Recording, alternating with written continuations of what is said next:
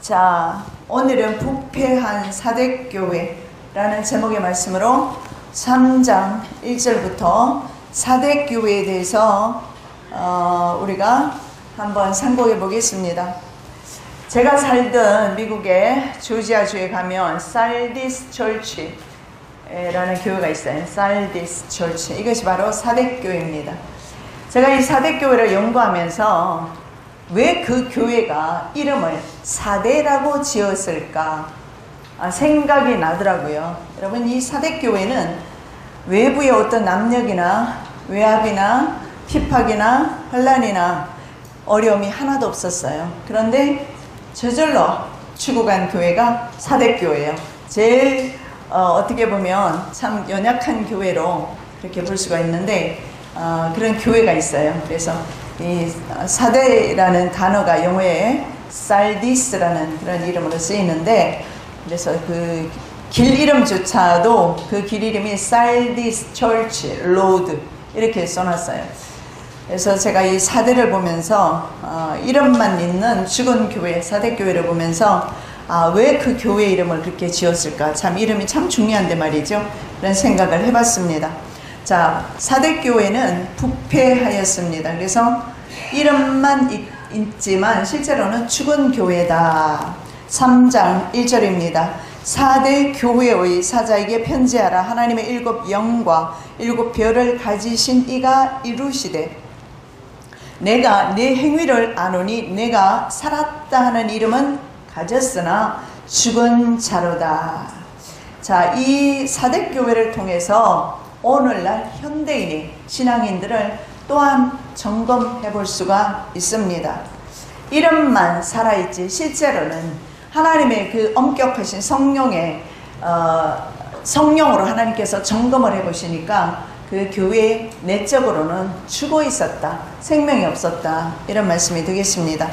자, 사대교회에 나타나는 주님의 모습은 하나님의 7 영과 하나님의 7 별을 가지신 이로 나타나고 있어요.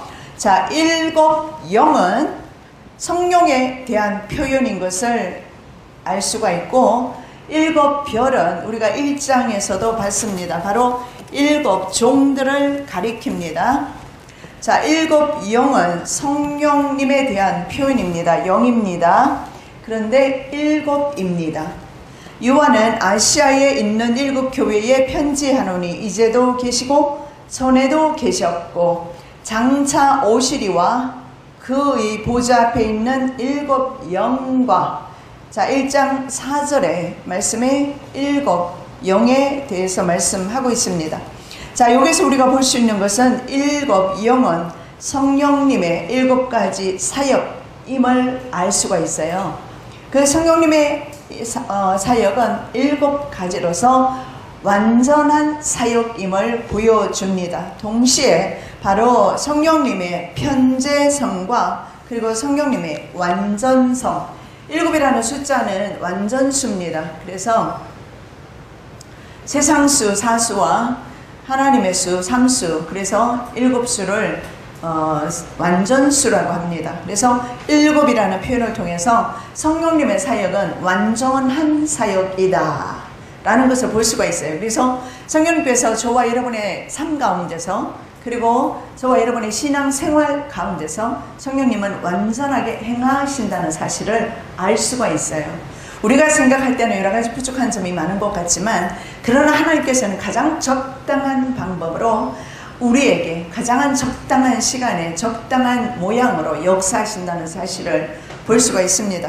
자, 그래서 바로 이 성령님의 7가지 사역과 동시에 완전과 편재성을 볼 수가 있다 했는데, 당시에 구약의 성소에 들어가면 7 등대가 있습니다. 이 등대는 역할이 뭡니까? 빛을 밝히는 역할을 합니다. 이 성령님의 사역이 실제로 그래요. 성령님이 가시는 곳마다 어때요? 흑암이 떠나가요. 귀신이 떠나가요. 질병이 떠나갑니다. 문제가 해결돼요. 성령님의 사역이에요.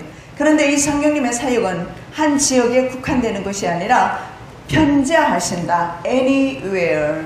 어느 곳에도 다 계신다라는 것입니다. 왜냐하면 예수님께서 이렇게 말씀을 하셔요.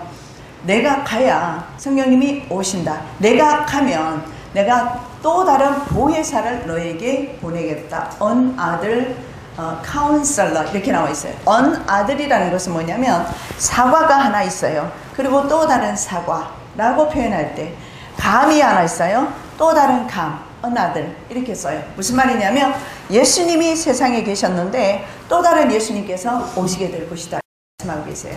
자, 육체를 덧입고 오셨던 예수님은 공생의 3년 동안 제한적으로 200마일 반경을 벗어나지 아니하시고 바로 요단강을 중심으로 왔다 갔다 하시면서 이방 갈릴리와 그리고 이스라엘 유대 땅을 다니시면서 예수님께서는 200마일을 벗어나지 못했어요.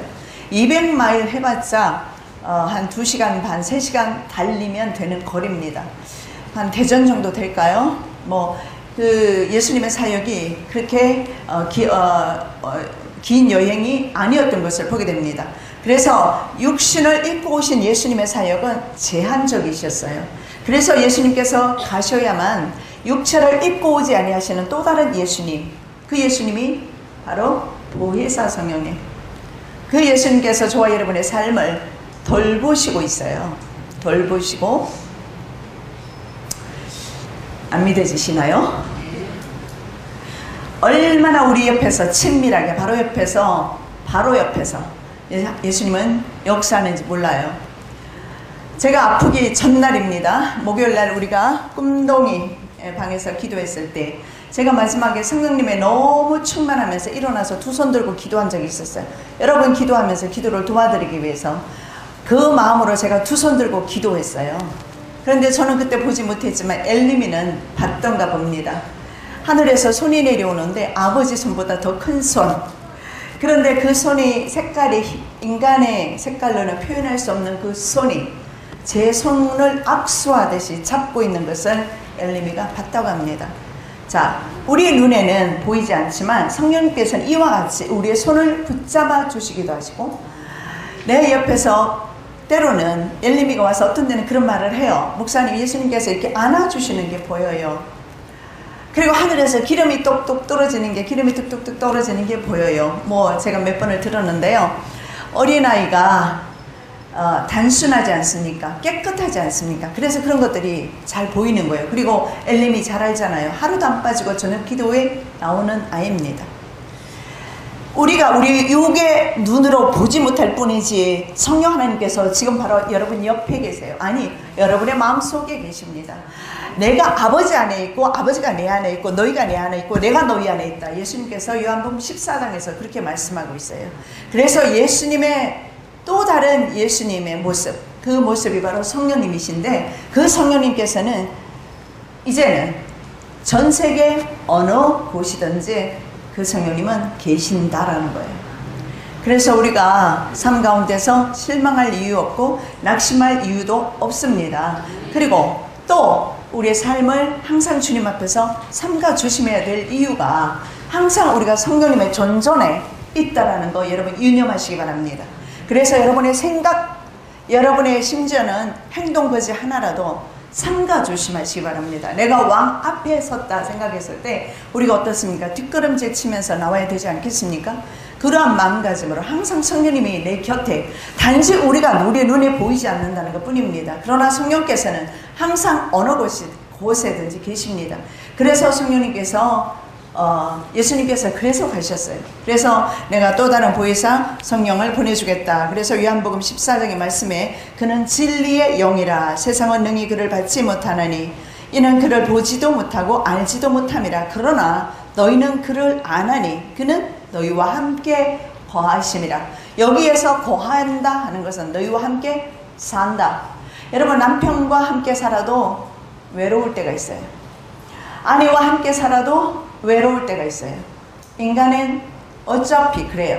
그런데 우리 주님께서 우리와 함께 거하신다, 우리와 함께 산다, 이런 뜻이에요. 성령님께서 항상 여러분이 자고 일어날 때마다 항상 함께, 심지어는 잠잘 때조차도 여러분이 심장을 간섭해 주시니까 심장이 안 멈춰서 오늘 이 시간에 이 자리에 와서 성경 말씀도 듣고 찬양도 하고 있어요. 맞지요? 주님께서 여러분의 심장을 붙들지 않았으면 여러분의 심장은 벌써 예전에 멈췄을는지도 몰라요. 이것이 하나님의 은혜입니다. 하나님, 성령 하나님께서 우리를 이렇게 날마다 불철주야로. 그래서 18절에 보니까 내가 너희를 고아와 같이 버려두지 아니하고 너희에게로 오리라. 조금 있으면 세상은 다시 나를 보지 못할 것이로되 너희는 나를 보리니 이는 내가 살아있고 너희도 살아있겠습니다. 여기서 세상은 나를 보지 못해. 예수님은 가셔요. 그러나 너희는 나를 보게 될 것이다. 어떻게? 성령님으로 바로 보게 될 것이다. 이것을 말씀을 하고 있습니다. 바로 그 성령님께서 어떻게 사대교회의 불꽃 같은 눈으로 지켜보면서 검사를 해봤어요.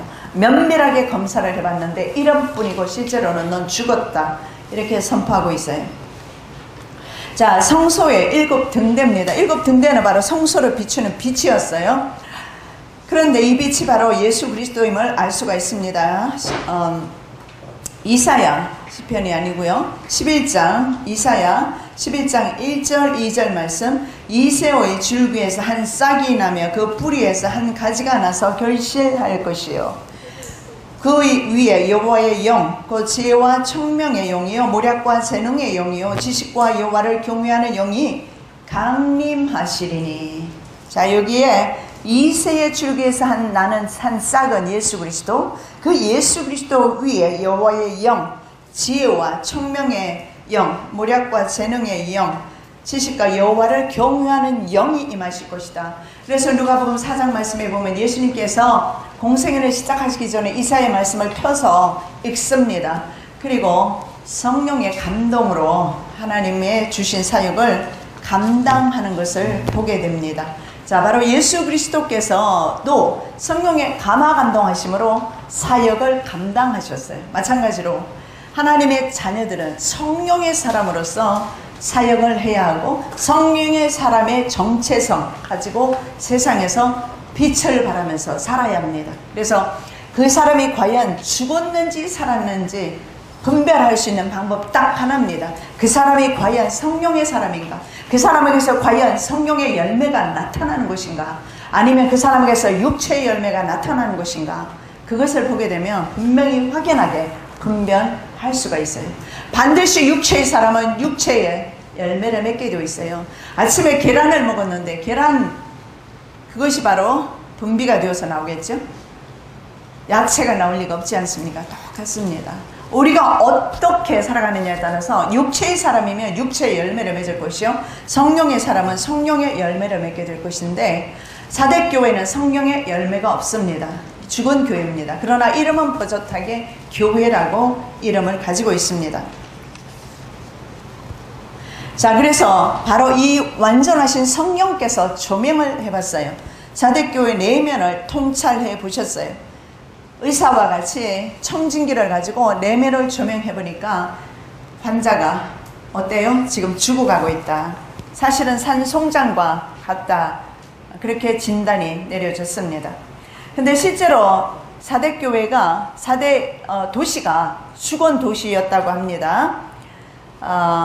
디모데전서 5장 6절입니다. 향락을 좋아하는 자는 살았으나 죽었느니라. 향락을 좋아하는 자는 이미 그 결과는 죽었다. 이렇게 선포하고 있어요. 찬란했던 과거와 퇴락한 현재의 모습을 극명하게 잘 보여주는 도시입니다. 과거에는 굉장히 찬란했지만 현재는 사대 도시가 바로 아주 퇴락했습니다. 초라한 모습으로 바뀌었습니다. 자, 이 서신이 기록되기 700년 전에 사대 도시는요, 세계에서 가장 큰 도시 중의 하나였습니다. 그래서 그 명성을 세계적으로 날리고 있었어요. 그래서 문헌에 의하면 심지어는 헬라인, 그리스인까지도 두려워할 정도의 그런 도시였다고 합니다. 자, 그리스 비극 작가 아이스킬로스가 이렇게 말합니다. 몰루스의 산 근방에 사는 그들은 헬라의 멍에를 파할 것을 스스로 맹세하였다. 헬라의 지배를 받지 않겠다 스스로 맹세했다. 이렇게 말합니다. 그래서 사대 도시는요, 사대 왕국은 크로이소스, 아마 저는 이 세계사 공부할 때 이것이 기억이 나거든요. 이 크로이소스 왕 때의 그 부요함과 화려함, 그리고 웅장함, 그 사치가 극에 달했다고 합니다. 자, 파툴루스 강에서 심지어는 금싸라기가 들어있는 물이 흘렀다고 그렇게 전해집니다. 그 물 밑에 보면 금싸라기가 흘러 넘쳤다는, 금이 그만큼 많았다. 아마 지리적으로 금광석이 있었던 곳인 것 같습니다. 그래서 대부분의 부가 바로 이 강물에서 왔다고 합니다. 자, 이 4대 지역은요, 두아디라 남쪽 30마일 지점에 위치하고 있는데 비옥한 언덕 위에 세워져 있는 요새지입니다. 그래서 주전 6세기에는 리디아 왕국의 수도였습니다. 리디아 왕국 하면 여러분 알 것입니다. 페르시아가 곰이죠. 곰이 입에 새 갈빗대를 물고 있어요. 이 새 갈빗대는 무슨 의미냐면 새 왕국을 먹었다. 여러분 기억나세요? 전혀 새로우세요? 우리 페르시아 할 때 그거 했는데, 자, 곰이 새 갈빗대를 물고 있어요. 다니엘서 7장에 보면 새 갈빗대가 바로 새 왕국입니다. 페르시아가 새 왕국을 삼켰어요. 첫째가 바벨론, 그 중에 하나가 리디아, 그리고 이집트. 바로 이 리디아의 수도가 4대입니다. 이해가 되시죠? 아주 큰 도시였다는 것을 볼 수가 있습니다. 자, 염직업 위주의 공업 도시로 사치가 극에 달했습니다. 자, 사치가 극에 달하면서 도덕적으로는 타락하였죠. 그래서 11대 여신이 바로 주신인데, 이 여신이 굉장히 부도덕한 그런 여신이었다고 합니다. 자, AD 주후 17년에 지진이 일어났습니다. 그 지진으로 말미암아 4대 지역이 폐허가 되었습니다.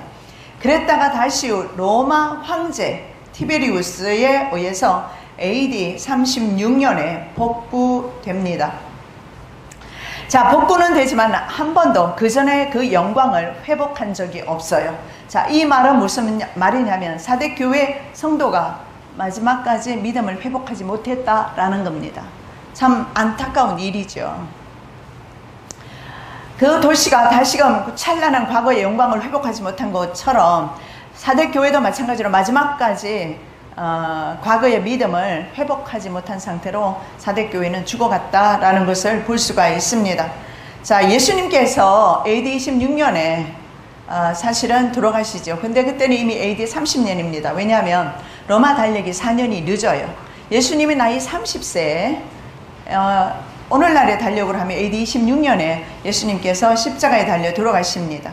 자, 그런데 예수님이 그러면 살아계시는 그 기간에 이 지역에 지진이 일어나서 폐허가 됐다라는 거예요. 그리고 예수님이 돌아가신 이후에 36년 정도에 티베리우스 황제가 이 도시를 복구는 시켜주지만 과거의 영광을 회복하지 못했습니다. 우리 한국하고 다르게 미국에 가면, 미국에는 보면 간판이라든가 이런 거 보면 굉장히 깨끗해요. 깔끔하게 그렇게 되어 있어요. 그래서 지저분한, 물론 이렇게 다운타운 같은 데 가면 지저분한 것도 있지만, 그런데 대개는 보면은 어떤 식으로 해놓냐면 뒤에는요, 집은 좀 조금만 해도 앞에 간판을, 입간판을 집 전체로 다 이렇게 걸어버리는 경우가 있어요. 그러면 멀리서 보면 굉장히 큰 가게처럼 보여요. 근데 실제로 들어가면 조그만 가게인 경우가 많아요. 포장하는 겁니다. 4대 교회가 실제로 그러했다. 과거의 영광을 흉내내고 있지만 영광을 회복한 적이 없다. 여러분 어떻습니까? 우리가 처음 예수님을 믿었을 때 그 사랑, 여러분 그 사랑 기억나시죠? 그 사랑을 회복하시기를 예수님의 이름으로 축복합니다. 자, 죽은 상태란 물리적 생사 여부와 관계없이 영적으로 정죄당한 상태임을 볼 수가 있어요. 자, 4대 교회가 말이죠, 실제로는 왕성한 활동을 했습니다. 그래서 생산적인 교회 같아 보였어요.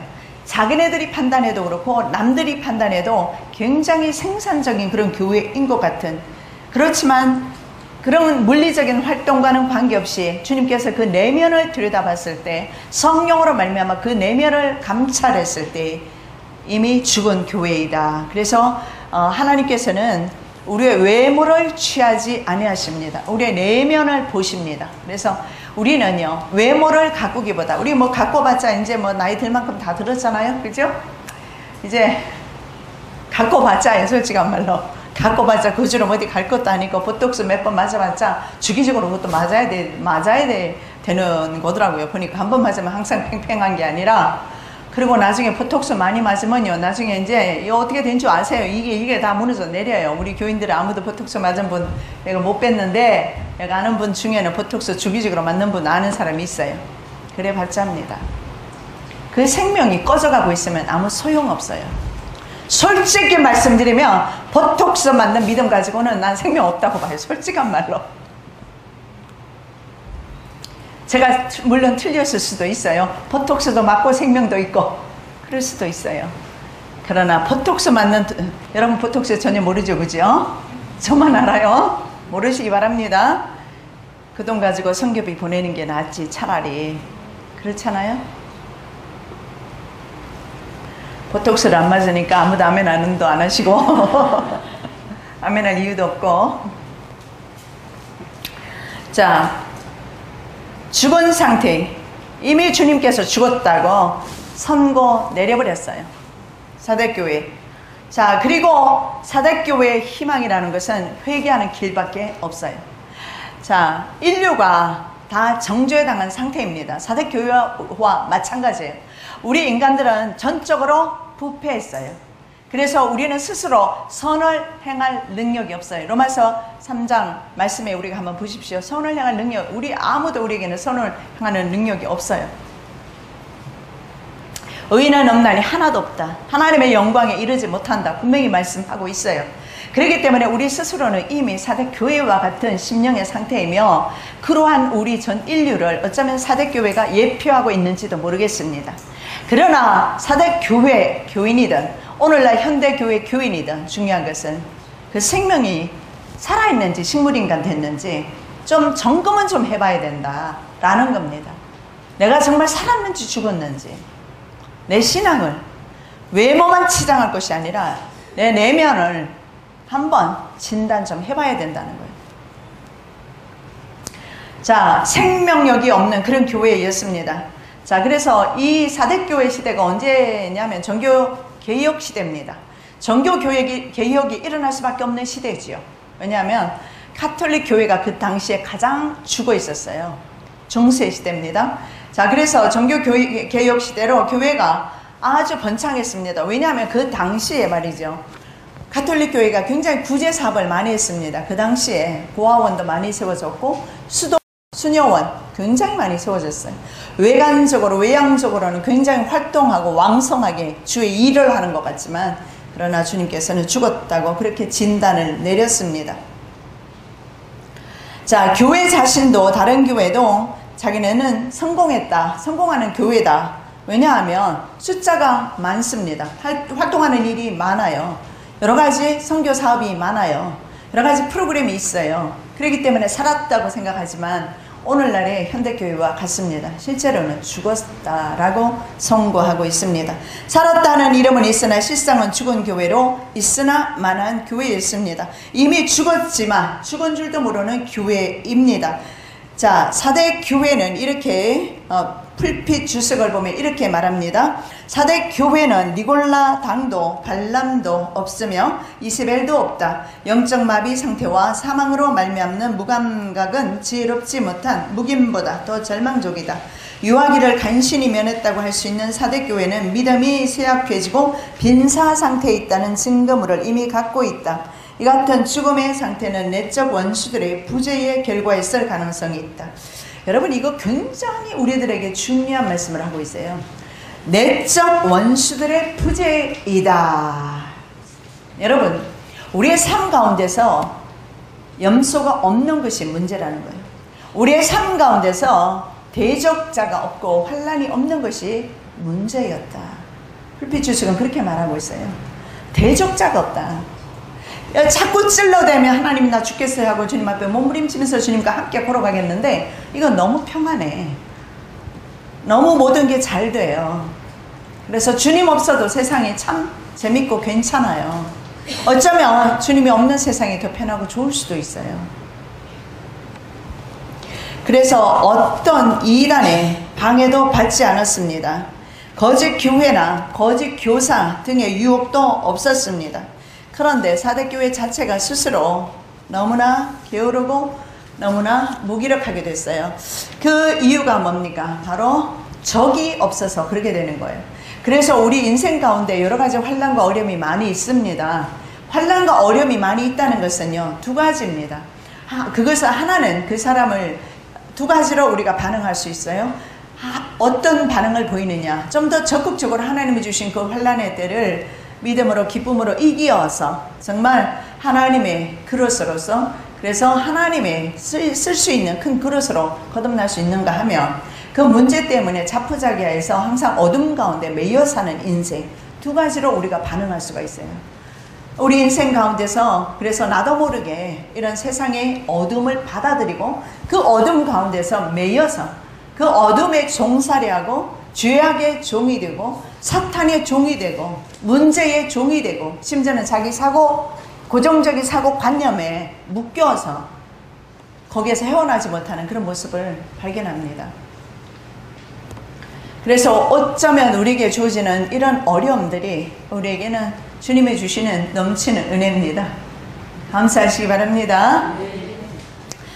외부에 어떤 공격도 없었습니다. 이방인의 공격이나 유대인의 비방이나 중상도 없었어요.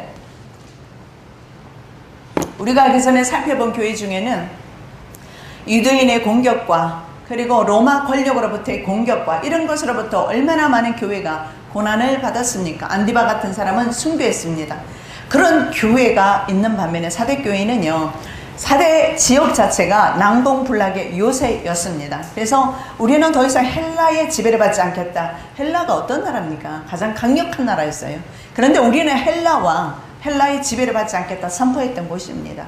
그 정도로 난공불락의 그런 요새였기 때문에 바로 사대 왕국은 그렇게 강력하게 서 있을 수가 있었어요. 그렇기 때문에 오히려 이 교회가 이런 외부의 공격을 받지 않는 어떤 지리적인 여건 때문에 나중에 속에서 스스로 부패하면서 저절로 죽어갔다라는 거예요. 자, 그 다음에 두 번째로 우리가 살펴볼 것은 행위에 온전한 것이 없는 교회였습니다. 행위가 온전하지 못해요. 3장 2절입니다. 너는 일깨어 그 남은 바 죽게 된 것을 굳건하게 하라. 내 하나님 앞에 내 행위의 온전한 것을 찾지 못하였노니. 자, 주님은 깜빡 죽어가는 교회를 깨우기를 원하십니다. 자, wake up, 일어나라고 주님께서 말씀하십니다. 왜냐하면 스스로 자기가 죽어가는지 알지 못하고 있기 때문에 주님께서는 회개하라고 자꾸 촉구하고 계십니다. 그래서 의식을 잃어가는 사람 어떻게 합니까? 뭘 해요? 전기 충격을 합니다. 의식을 잃어가는 사람. 그런데 전기 충격을 하면 저도 근래에 알은 사실이지만 때로는 가슴이 파열되기도 한다고 합니다. 그런데도 전기 충격을 가합니다. 왜입니까? 생명을 살리기 위해서. 그래서 예수님께서 우리의 삶 가운데서 이런 전기 충격 요법을 사용할 때가 있어요. 왜냐하면 주님께서 내 생명을 사랑하셔서 내 생명을 살리기 위해서. 내 생명보다 중요한 것은 없거든요. 세상에 그 어떤 부귀 영화보다 사실은 내 생명보다 중요한 것 그 어떤 것도 없어요. 그래서 예수님께서는 내 생명을 살리기 위해서 때로는 전기 충격 요법도 사용하기도 한답니다. 그것이 우리들에게 은혜예요. 그래서 고난 가운데서 우리는 그래서 주님의 위로를 받습니다. 오히려 이런 것들이 없음으로 말미암아 서서히 천천히 죽어가고 있는 것입니다. 자, 그래서 초기에는 회개와 헌신이 있었습니다. 7 교회가 다 마찬가지였어요. 처음에는 헌신이 있었어요. 그러나 시대가 흐르고 시간이 흘러가면서 점점 주님으로부터 멀어지기 시작합니다. 무슨 말입니까? 교회가 점점 세속화가 이루어지는 겁니다. 자, 남은 자들을 중요한 것은 굳건하게 하신다. 자, 주님께서는 원하시는 것이 남은 자들입니다. 이 마지막 때도 마찬가지지만 주님께서는 남은 자들을 추수하기를 원하시는데 바로 이 남은 바 죽게 된 것 이렇게 말하죠. 너는 일깨어 그 남은 바 죽게 된 것을 굳건하게 하라. 남은 바 죽게 된 그 소수의 사람을 가리킬 수도 있고 또는 남은 바 그 소수의 얼마 안 되는 믿음을 주님께서 일깨울 수도 있습니다. 중요한 것은 가물가물 이제는 꺼져가는 등불 같은 믿음, 그 믿음을 쇠생할 수 있는 기회를 주님께서 주시는 겁니다. 주님께서는 자꾸 깨워요. 자꾸 일어나라고 말씀합니다. 그리고 주님의 생명을 얻으라고 말씀을 합니다. 자, 그래서 계속해서 주님께서는 이들에게 회개의 기회를 주고 계십니다. 자, 행위에 온전한 것이 없었습니다. 사람이 아닌 하나님 보시기에 행위들의 온전함이 하나도 없었다. 행위들은 영어에 보면 deed라는 말을 써요. deed. 실제적으로 삶 가운데서 사실은 외식적인 것 외에는 행위에 온전한 것이 없었다. 즉 선교도 하고 봉사도 하고 헌신도 하지만 자기 자신의 만족 내지는 사람에게 보이기 위해서 한 것뿐이지 주님께 드려진 것은 아니다. 예물도 주님께 진짜로 드려지려면 아무도 모르게 무명으로 하셔야 돼요. 저도 그렇게 하고 싶은데 무명으로 했을 때 양 목사는 11조도 안 하나 보다 하고 시험 들려는 사람이 있더라고요. 그래가지고 지금은 이제 나누어서 요거는 11조 요거는 주일 헌금 나누어서 하고 있어요. 눈에 보이는 현상만 가지고 판단하지 마시고 눈에 보이는 것 가지고 눈에 보이는 것으로 여러분 만족하지 마시고 주님께 드림으로 만족하는 삶을 사시기 바랍니다. 주님께 내 생명 드리시기 바랍니다. 주님께 내 물질, 주님께 내 몸과 마음, 주님께 내 가정 드리시기를 바랍니다. 통째로 드리시기 바랍니다. 내가 운영하고 내가 관리하는 것보다 주님께서 직접 통치하시고 운영하시고 관리하시는 것이 100번 낫습니다. 여러분 여기 백만장자 있습니까? 일평생 돈 모아서 뭐 했습니까? 좀 100만 불 정도 좀 저축해놓고 사시지. 여러분 내가 관리하는 것은 한계가 있어요. 그러나 여러분 내가 세상에서 100만 불 저축하지 못해도 하나님 나라에 100만 불짜리 믿음 저축하시기 바랍니다. 믿음. 자, 회개하지 아니하면 세 번째 어떻게 도둑같이 오시게 될 것이다. 우리가 무사 안일주의에 빠져서 살아서는 안 돼요. 어제도 주님이 안 오셨고 오늘도 안 오시고 그래서 무사 안일주의에 빠져서 살다가는 그날이 도둑같이 여러분 도둑이 언제 어떻게 오는지 알면 여러분 막지 않겠습니까? 그런데 몰라요. 언제 올지. 자, 그러므로 네가 어떻게 받았으며 어떻게 들었는지 생각 좀 해라. 이렇게 말합니다. 생각하고 지켜 회개하라. 만일 일깨지 않으면 내가 도둑같이 이르리니 깨어나시기 바랍니다. 어떻게 네가 받았느냐, 네가 어떻게 믿게 되었느냐, 어떻게 하나님의 말씀을 들었느냐 좀 생각 좀 해봐라. 그리고 네 영적 상태가 어떤지 진단 좀 해봐라.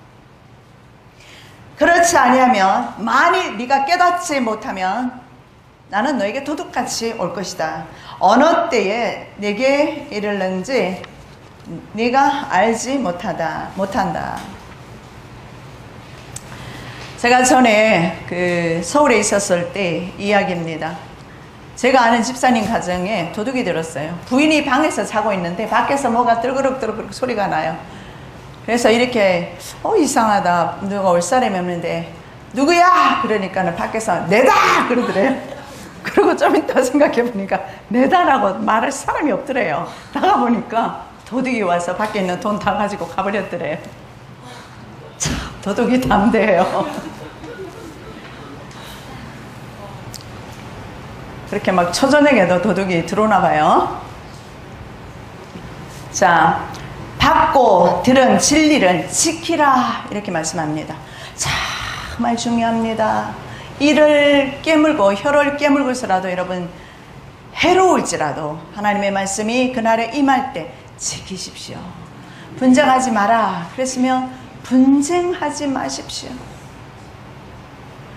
시기하지 마라 그 말씀을 그날 들었으면 시기하지 마십시오. 시기가 이러면 예수의 이름으로 물리치시기 바랍니다. 눌러버리세요.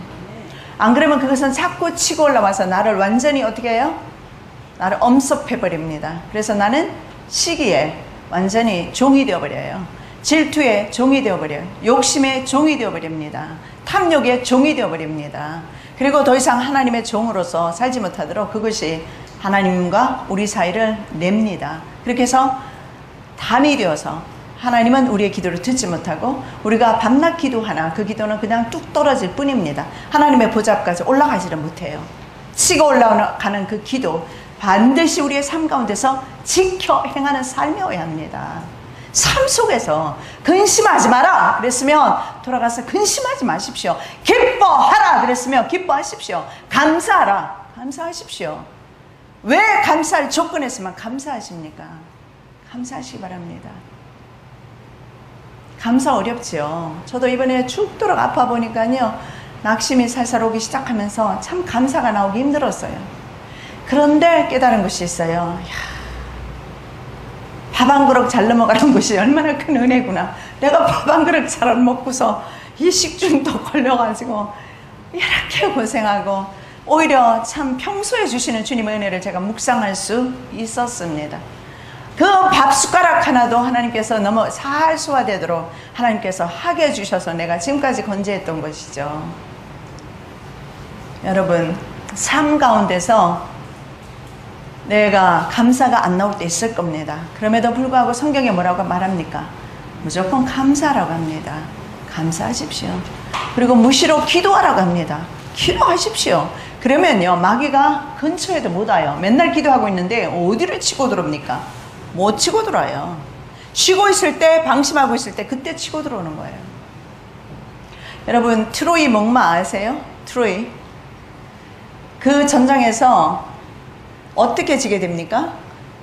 군인들이 말을 들여보내죠. 그죠? 근데 그 말이 엄청 큰 말입니다. 근데 그 말 속에 군인들이 숨어 들어가요. 그렇게 해서 그 성으로 잠입합니다. 그리고 밤에 다 나와서 그 성의 사람을 다 죽이고 그 성을 차지하게 됩니다. 이 마귀라는 놈은 그렇게 우리에게 들어와요. 바로 트로이 목마 같은 그 목마를 타고 들어와가지고 집 짓고 살고 있단 말이죠. 그래서 우리가 무시로 기도하면 이런 원수 마귀들의 화전을 소멸시킬 수가 있습니다. 자, 들은 진리를 지키라고 말씀하죠. 에베소 교회에 책망하신 말씀이지요. 내가 어떻게 받았으면 어떻게 되는지 좀 생각 좀 해봐라. 이것은 에베소 교회에도 똑같은 말씀을 하셨어요. 계시록 2장 5절에 보니까 그러므로 어디서 떨어졌는지를 생각하고 회개하여 처음 행위를 가지라. 만일 그리하지 아니하고 회개하지 아니하면 내가 내게 가서 내 촛대를 그 자리에서 옮기리라.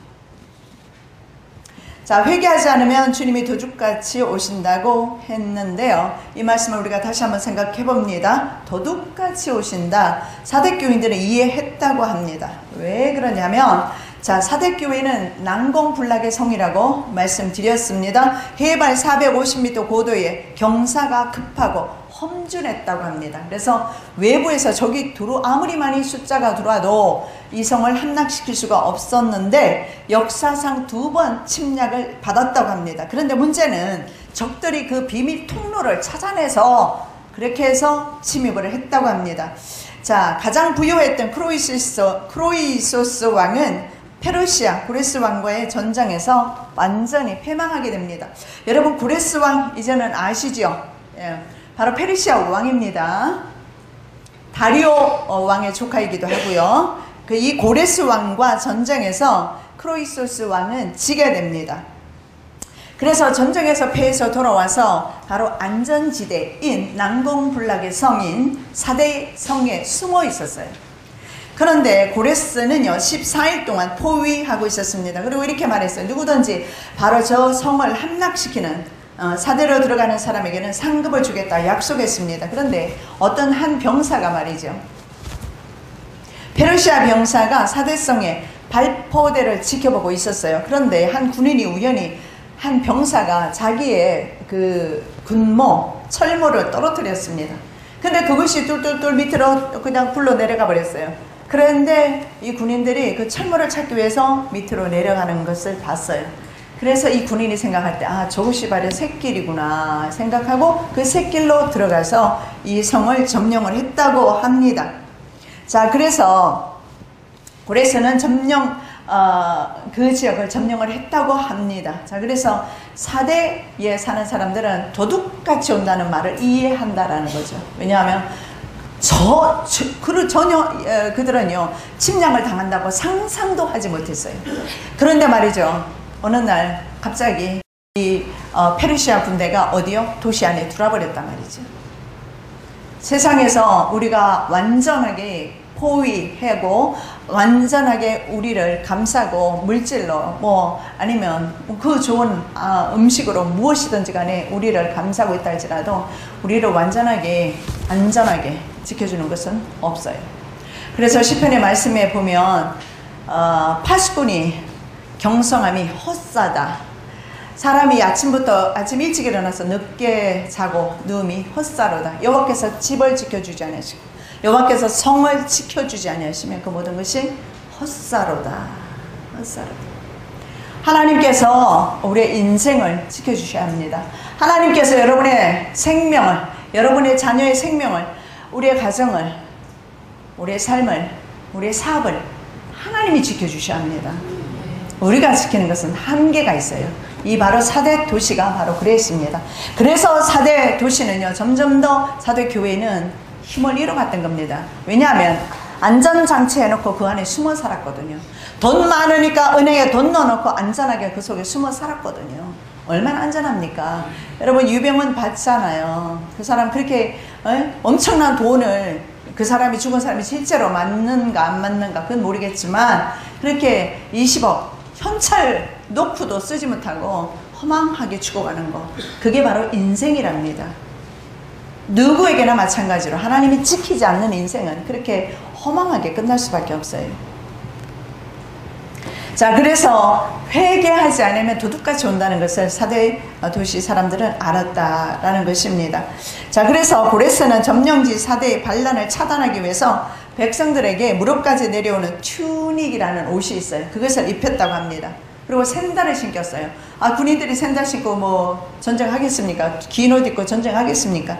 일부러 그렇게 신도록 했다고 합니다. 그리고 리라 현악기와 노래, 그리고 춤과 소미업을 가르쳐서 안 그래도 약해 빠진 4대 교회 4대 사람들을 더 약하게 만들었어요. 여자처럼 튜닉 입혀놓고 샌들 신겨놓으니까 더 약해지는 거예요. 그래서 4대 교회는 점점점 더 있던 신앙마저 팔아먹어버리고 점점 더 약해졌다라는 것을 볼 수가 있어요.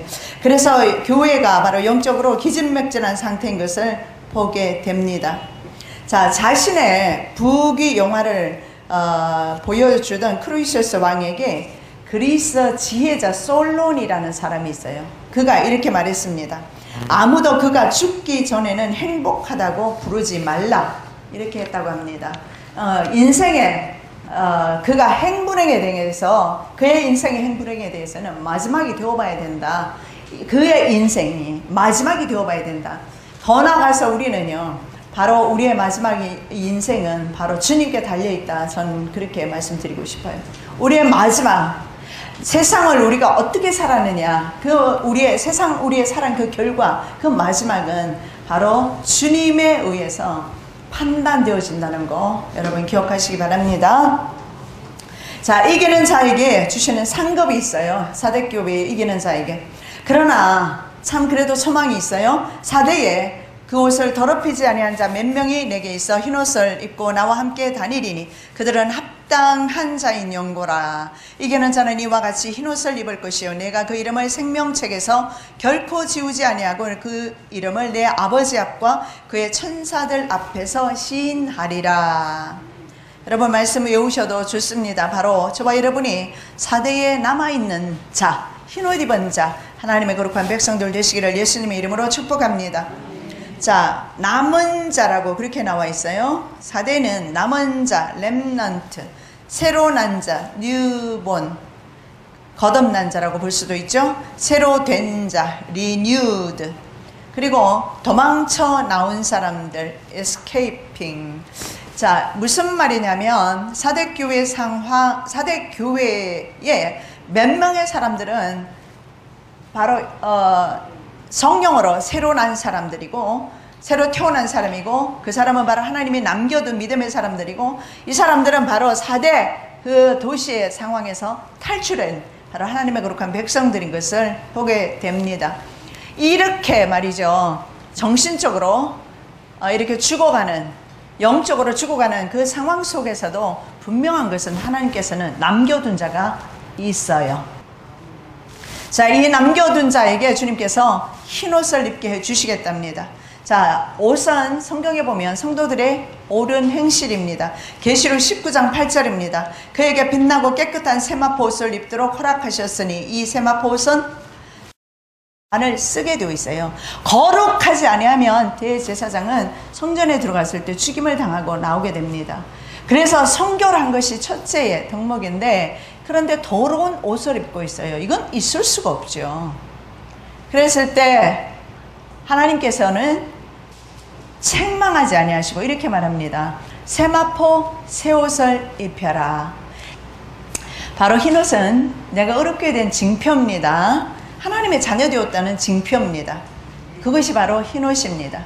우리 영적으로 흰옷을 모두 입었습니다.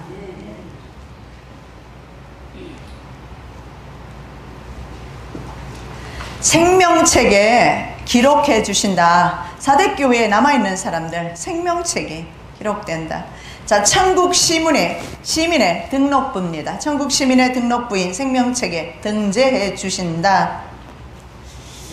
자, 저는 미국에 가서 처음에 시민권을 따지를 못하고 문제가 좀 있었어요. 영주권도 받지를 못하고, 그러다가 겨우 영주권 받고 시민권 받고 하는데 거의 15년이 넘도록 한국에를 나오지 못했어요. 물론 그 이후에 나오기는 했지만 10년이 넘도록 나오지를 못했어요. 왜냐하면 거기에서 제가 불법이 되어버렸기 때문에, 시민권이 없기 때문에 내가 나왔다가 들어갈 수가 없기 때문에 나올 수가 없었어요. 그래서 이 시민권이 미국에서는 굉장히 중요해요. 그래서 많은 사람들이 시민권을 따기 위해서 4만 불, 5만 불 돈을 들여가면서 사기 당하는 경우가 허다합니다. 시민권에 그래서 거의 대개는 목을 매는 사람이 있고 20년, 30년 살았는데도 시민권 없이 사는 사람이 있어요.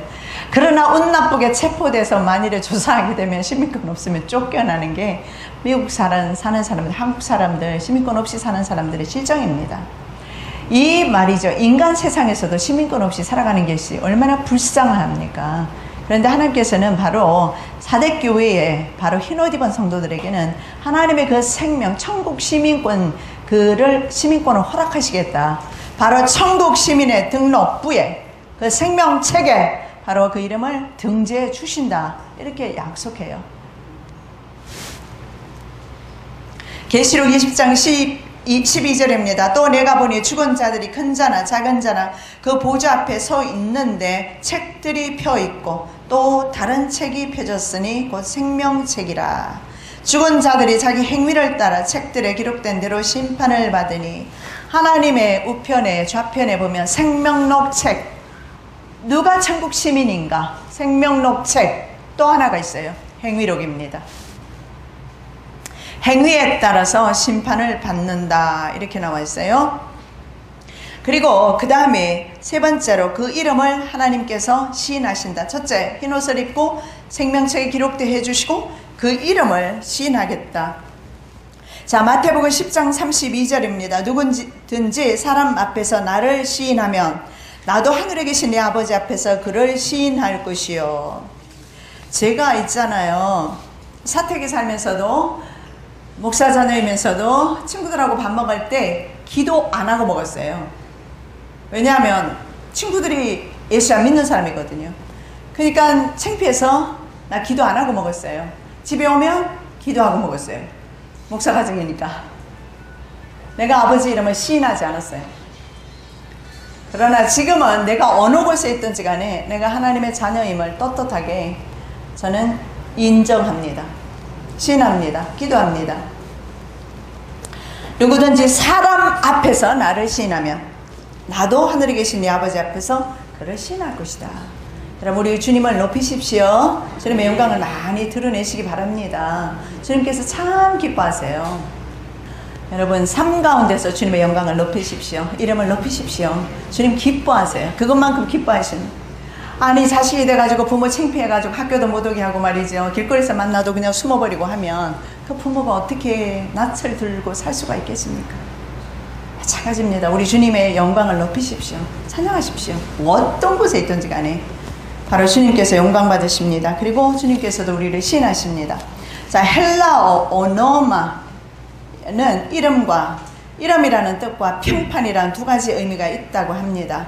자, 이 뜻에서 우리가 볼 수 있는 것은 이름. 자, 그 이름을 시인한다고 그랬잖아요. 근데 그 헬라 원어에 보면 이름이라는 그 의미도 있지만 평판이라는 뜻도 있다고 합니다. 자, 무슨 말이냐면 살았다는 이름을 가졌다. 여기 보면 reputation이라고 나오는데 reputation은 뭐냐면 평판이다. 영어에 보면 살았다는 이름은 가졌으나 이름의 영어에 보면 reputation을 쓰고 있어요. 그것은 너는 살았다는 평판을 가지고 있다. 사람들이 인정하는 그런 평판. 그것 말고 바로 하나님께서 인정하시는 그 이름, 주님께서 인정하시는 그 이름, 그 이름을 우리에게 허락하시겠다. 사람의 평판이 아니다 하는 것입니다. 바로 이 사도교회에 옷을 더럽히지 아니한 자를 주님께서 대비시켜서 언어 유희를 하고 있어요. 너희는 사람의 평판을 가지고 있느냐? 내 종들에게는 바로 내 이름을 주겠다. 그 귀한 이름을 너희에게 주겠다. 그래서 바로 이름뿐인 교회와 하나님의 진짜 성도를 구분하고 있는 것을 볼 수가 있습니다. 3장 6절 우리가 다 함께 봉독합니다. 시작. 귀 있는 자는 성령이 교회들에게 하시는 말씀을 들을지어다. 아멘. 사랑의 예수님 감사합니다. 사대교회를 통해서 오늘도 우리의 믿음을 점검하게 도와주셔서 감사합니다. 이름뿐인 믿음이 되지 않기를 원합니다. 이름뿐인 신앙인이 되지 않기를 원합니다. 행위에 온전한 것이 없는 신앙인이 되지 않기를 원하며 살아있는 교회가 되기를 원합니다. 남아있는 몇 가운데 그 신앙인 가운데 주님께서 이름을 인정하시는 그 이름 가운데 우리가 들기를 원합니다. 저희들에게 그러한 믿음 허락하여 주시옵소서. 감사하며 예수 그리스도 이름으로 기도드립니다. 아멘.